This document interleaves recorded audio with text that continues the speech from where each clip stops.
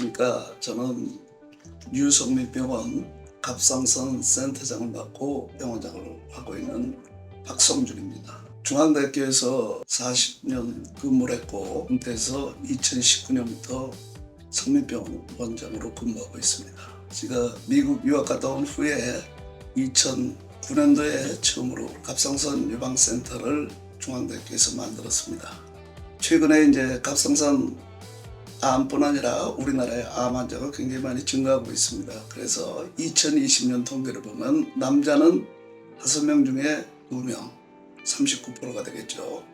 여자는 3명 중에 1명, 33.9%가 암이 생기고 있습니다. 그리고 이런 암 중에서 남자는 전체 암 중에서 6위를 차지하고 있고 여성 암 중에서 갑상선 암은 2위를 차지하고 있습니다. 수술이 쉽다고 그러지만은 사실상 혈액 공급이 딴 장기보다 한 35배 정도 많습니다. 갑상선을 떼어낸 후에 우리가 신경입니다. 되돌이 후두신경이라고 있고 그거는 부갑상선이 되겠습니다. 그래서 이걸 다치게 되면 성대가 마비되기 때문에 목소리가 쉬고 성대 마비로 인한 사례가 잘 걸립니다. 그다음에 이 부갑상선이 다쳤을 때는 칼슘 분비가 안 되기 때문에 패턴이라고 손이 꼬이는 증상이 나타날 수가 있습니다.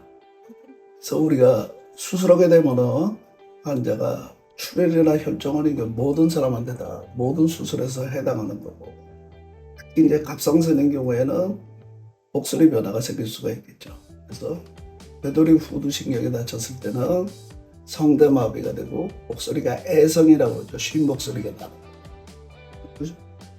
상후두신경의 외분기가 다쳤을 때는 그런 고음 장애가 오죠. 그래서 특히 이제 목사님이라든지 목소리 많이 쓰는 선생님이라든지 이제 제일 중요한 성악가들 이런 사람한테서는 노래 부를 때 고음이 안 나옵니다. 상후두신경의 외분지는 우리가 수술할 때 굉장히 주의가 필요한데 실질적으로 수술할 때 우리가 이걸 찾는 경우는 노출되는 경우는 20%밖에 안 됩니다. 그래서 굉장히 위쪽 수술할 때 주의를 요하는 경우가 되겠습니다. 그다음에 부갑상선이 다쳤을 때는 칼슘 분비가 안 되기 때문에 벽칼슘 증후로 손이 꼬이게 됩니다. 이런 합병증이 나타날 수가 있습니다. 그래서 2010년도에 이제 갑상선암이 굉장히 많았었죠. 그렇지만 이제 너무 과잉 진료다. 그래서 그때부터는 또 검진도 할 필요가 없고 1cm 미만하면 우리가 조직검사도 하지 마라 이런 얘기가 나왔었습니다. 그래서 갑상선암은 굉장히 아직까지도 컨트로버시가 많습니다. 그래서 수술을 어느 정도 크기로 해야 되냐, 수술의 범위, 그다음에 림프절 절제술의 유무 이런 것에 대해서는 워낙 예후가 좋기 때문에 아직까지도 논란의 여지가 많이 되고 있습니다. 그리고 또 이제 중요한 거는 제일 중요한 예후인자는 발견 당시의 환자의 그 연령이 되겠습니다. 젊을수록 환자가 오래 삽니다. 그래서 젊은 환자들이 왔을 때 이 환자는 기대 수명이 오래 있기 때문에 병변의 위치라든지 가족력이라든지 방사선 주사의 병력이라든지 주위 장기와의 관계를 보고 이런 환자는 수술해줘야 되고 만약에 환자가 75세, 80세 이상이다. 이럴 경우에는 기대 수명이 얼마 남지 않았기 때문에 천천히 자라는 거부감이기 때문에 이럴 경우에는 경과 관찰을 주로 하게 됩니다. 이게 갑상선인데 위쪽에 올라간 게 후두까지 이렇게 올라간 거거든. 이걸 지금 뽑아낸 거예요. 그리고 이 뒤쪽에 식도가 있는데 이게 지금 거의 다 이렇게 밑에서 보면 먹었거든요. 근데 정상적인 거는 이래요. 그러니까 암이 이제 여기 이렇게 있어서 후두 일부를 뚫고 식도까지 이렇게 침범한 경우거든.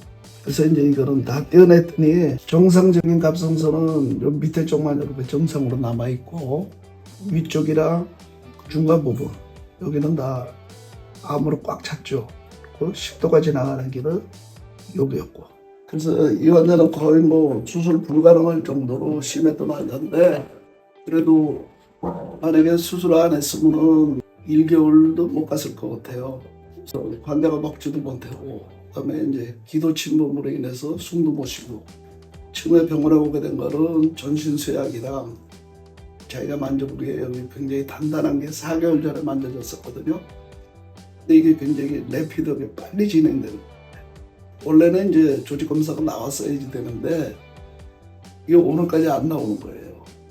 이게 일주일이면 나오거든, 4, 5일이면 나오는데 내가 보기에는 분화갑상선암이 오래되면 비분암으로 이렇게 바뀌거든요. 그렇게 된 경우에는 굉장히 속도가 빠르고 진행이 빨라서 대개 환자들이 한 3개월에서 6개월 내에 사망하게 되거든. 이 환자도 아마 식도까지 침범을 했을 가능성이 많아요. 그리고 지금 수술 소견에 식도를 이렇게 암이 둘러싸고 있었죠. 그리고 후두에 가서 이렇게 입 조금 붙어 있어. 그래서 그래도 암 조직을 다 제거하고 식도를 이제 뭐 재건해가고 수술했죠. 근데 이 환자는 이제 문제는 식도를 그렇게 수술해 놨기 때문에 적어도 2주간은 이제 금식을 해야 돼요. 그러면 금식하는 동안에 우리가 이제 고영양요법, 정맥을 통해서 이제 고농도 영양 치료를 해야죠. 그리고 2주 후에 식도 영상 촬영을 해서 새는 데가 있는지 좁아진 데가 있는지 그걸 보고 이제 그때 괜찮으면 그때부터 이제 식사를 시작하거든요.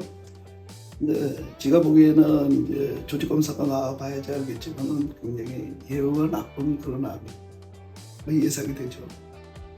그러니까 분화도가 굉장히 나쁜 암이든지 역형성암이든지 미분암 이럴 가능성이 있고.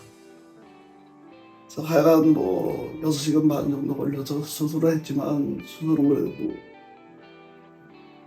고두벽, 족보로 식도까지 다. 이번 수술은 그래도 만족할 수준으로 됐거든요. 후에 완전 병벌 가야죠. 따라서 환자에 따라서 치료 방법이 다 틀리게 돼 있습니다. 그래서 경험 많은 외과 의사가 환자에 따라서 환자 맞춤형 그런 치료법이 제일 중요하다고 생각이 됩니다.